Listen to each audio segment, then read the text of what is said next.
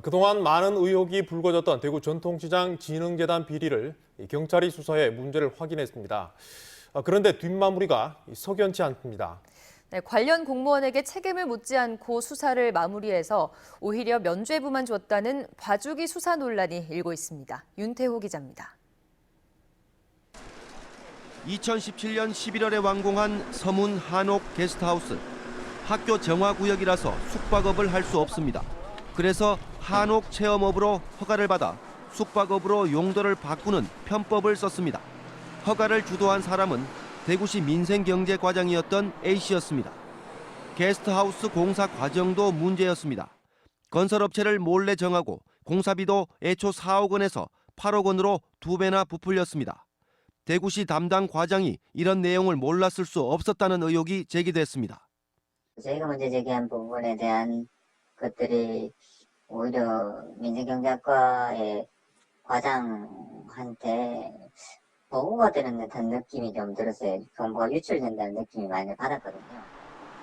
재단이 대구시 보조금 2,300여만 원을 다른 용도로 무단 전용할 때도 역시 A 과장이 묵인했다는 주장이 나왔습니다.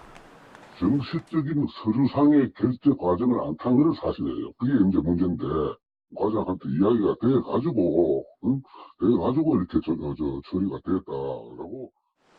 A 과장은 물론이고 대구시 민생경제과 다른 공무원도 전통시장 진흥재단에 갑질을 했습니다.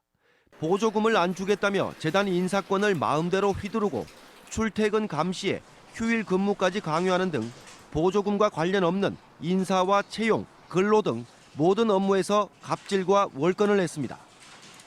저희가 보조금을 받고 있는 데 있었는데 그게 전체 5억 중에 2억만 내려온 상황이었거든요. 이러면 3억 줄 수 없다. 이런 얘기까지 했었어요. 용역업체가 재단 임직원에게 명절 떡값과 해외 견학비 명목으로 1,000만 원을 주는 데 관여한 것으로 알려진 재단 전 본부장도 A 과장과 친분이 있어 발탁된 것으로 알려졌습니다. 대구시는 감사를 했지만 가볍다 못해 안 한 것이나 마찬가지인 훈계 처분을 했습니다. A 과장은 언론을 통해 문제가 불거지자 지난 4월 갑자기 사직서를 내고 퇴직했습니다.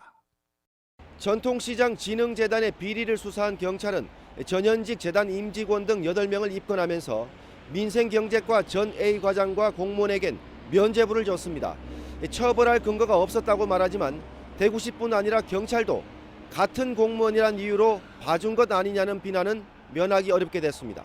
MBC 뉴스 윤태호입니다.